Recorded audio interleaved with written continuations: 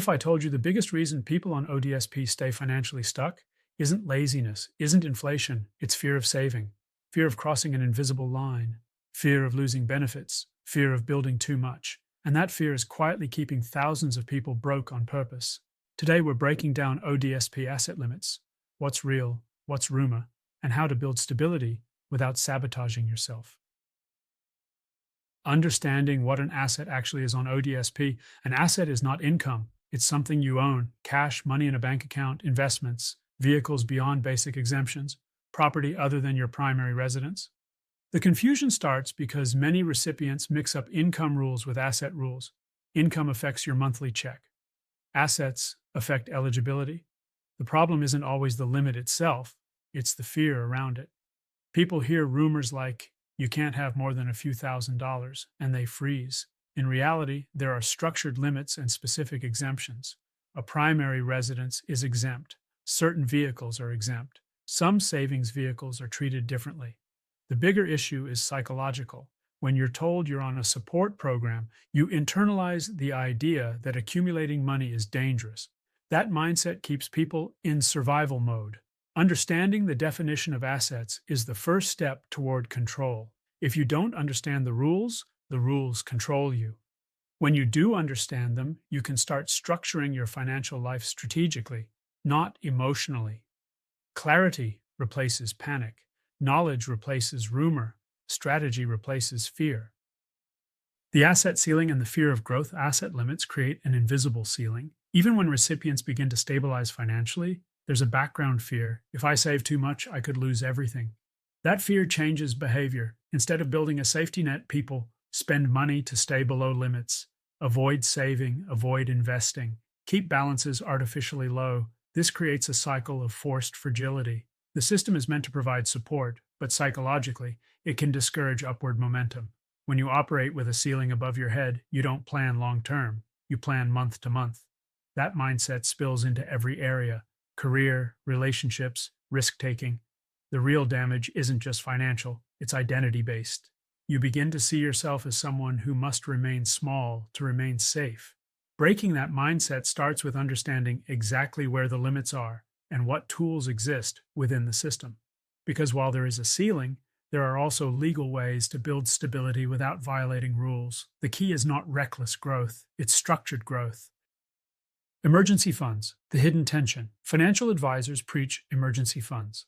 3 to 6 months of expenses, stability, peace of mind. But when you're on ODSP, building a large emergency fund can feel risky. You're balancing two pressures. Protect yourself from crisis. Stay within allowable asset limits. Without savings, one car repair, one dental issue, one unexpected bill can collapse your entire month. With savings, you worry about eligibility. This tension causes stress even when money is present. The solution isn't to avoid saving, it's to build a structured buffer within allowable thresholds. A modest emergency fund reduces reliance on high-interest debt, payday loans, or emotional borrowing. The tragedy is when recipients avoid saving entirely out of fear. That creates more vulnerability, not less. A small protected cushion increases confidence, and confidence leads to smarter decisions. The real question isn't, should I save? It's, how do I save strategically within the system? When you understand the parameters, you move from panic-based decisions to calculated ones. Investing while on ODSP.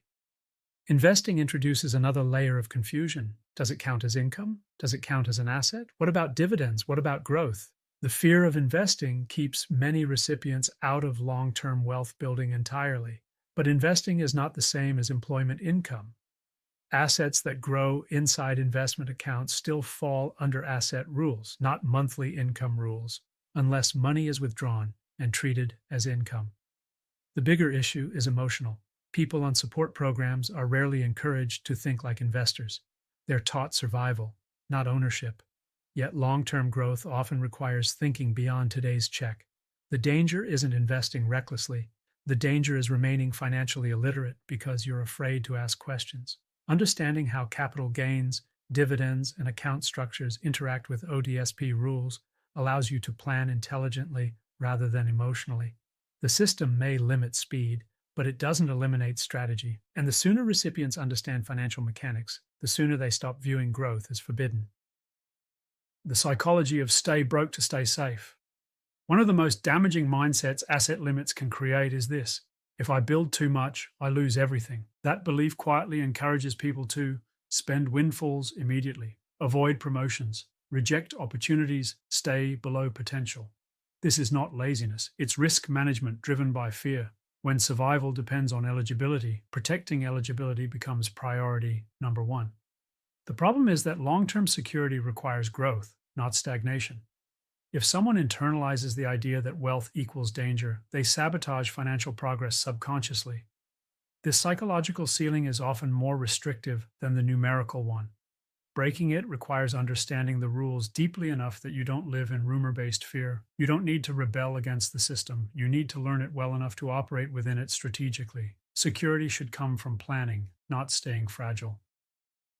Windfalls, gifts, and lump sums tax refunds, small inheritances, gifts from family, back payments, settlements. When unexpected money arrives, panic often follows. Will this disqualify me? The reality is that different types of lump sums are treated differently. Some are exempt, some must be reported, but don't automatically cancel benefits. Some may temporarily push assets over thresholds. The key issue is timing and documentation. Recipients who don't understand reporting rules often delay reporting, misreport, overreact, spend immediately to avoid issues. That reaction creates chaos. A structured approach, knowing what qualifies as exempt, what must be declared, and how to allocate funds responsibly, transforms a windfall from a threat into an opportunity.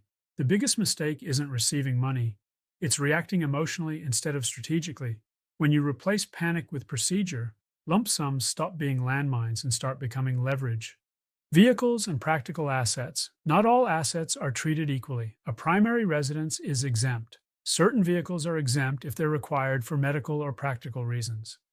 Yet fear still causes people to hesitate upgrading unreliable vehicles or improving stability. Transportation isn't luxury. It's access to appointments, work opportunities, groceries, independence. When recipients misunderstand vehicle exemptions, they may stay in unsafe or unreliable situations unnecessarily. Asset limits are not designed to trap someone in dysfunction, but misunderstanding them can. Clarity creates confidence. A practical asset that improves quality of life and earning potential can be strategic, not reckless. Again, the issue isn't ownership, it's understanding how ownership interacts with eligibility rules. The cost of staying cash only. Many recipients avoid formal savings accounts or investments entirely. They stay cash only out of fear of visibility. This creates new risks: theft loss, no interest growth, no financial history. Operating outside the financial system may feel safer emotionally, but it reduces long-term security. Transparency within rules is safer than hiding from them. Understanding what must be reported and what is permissible prevents unnecessary fear-based decisions. When fear drives financial behavior, growth stalls. When clarity drives behavior, stability increases. Asset rules require honesty, but they don't require financial isolation. Long-term planning inside system limits. Planning while on ODSP requires a different strategy than traditional financial advice. Instead of maximize everything immediately, it becomes optimize stability within boundaries. This means controlled savings growth, smart asset structuring, emergency planning, understanding reporting timelines. Long-term planning isn't impossible inside system limits. It just requires precision. Precision beats panic every time. When you approach ODSP like a system to learn, not a cage to fear, you regain psychological power. Stability first, growth second, freedom third. From restriction to strategy, asset limits feel restrictive because they define boundaries. But boundaries are not walls. They are lines you can plan around. The shift is this: from "I'm trapped" to "I need a strategy." When you understand assets, exemptions, reporting, and structure, you stop reacting emotionally to numbers. You begin making deliberate decisions. The goal isn't reckless wealth accumulation. The goal is resilience. Resilience means emergency buffer, reduced stress, controlled growth, confidence in compliance. When recipients understand asset rules deeply, they don't shrink. They operate intelligently within constraints. And that mindset shift from fear to strategy changes everything.